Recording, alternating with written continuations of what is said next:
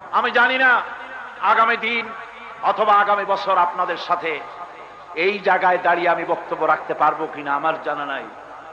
আল্লাহ পাক ভালো জানেন। আমি আমার আবেগ দিয়ে কথা বলে গেলাম জাতির কাছে। আমি যেন দেখতে পাচ্ছি জাতি জাহান্নামের দিকে এগোচ্ছে প্রতি পলে পলে, প্রতি মুহূর্তে মুহূর্তে। ও আমার জাতি, আহা! শাহ আতাউল্লাহ বুখারী रहमतुल्लाह अलैहि তিনি বলেছিলেন 40 साल तक कब्रिस्तान में आजान दिया कोई मुर्दा जिंदा नहीं हुआ। 40 বছর পর্যন্ত কবরস্থানে আজান দিলাম, কোন মুর্দা জিন্দা হলো না। আমি 36টা বছর চিল্লাইলাম, ও আমার জাতি, ফিরে আসো, তোমার ছেলেরে ফিরাও, তোমার মেয়েরে ফিরাও, তোমার জাতিকে ফিরাও।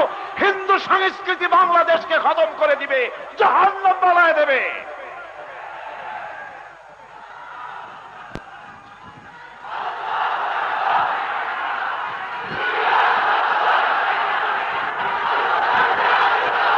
বাঙালি সংস্কৃতির নামে, বাঙালি সংস্কৃতির নামে যারা এইসব আয়োজন করে, ওদের চেহারা কোনদিন বাইতুল মোকাররমে দেখা যায়? ওরা কোটি টাকার মালিক, কোনদিন হজ করে না, নামাজ পড়ে না, রোজা রাখে না, আল্লাহ বিশ্বাস করে না।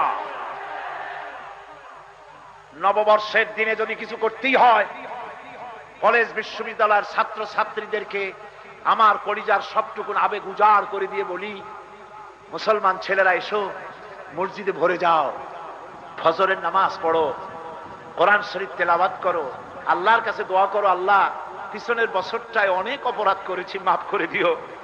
সামনের বছরটা, নতুন বছরটা আমার জন্য, গোটা জাতির জন্য, আমার দেশের জন্য তুমি কল্যাণময় করে দিও, মঙ্গলময় করে দিও।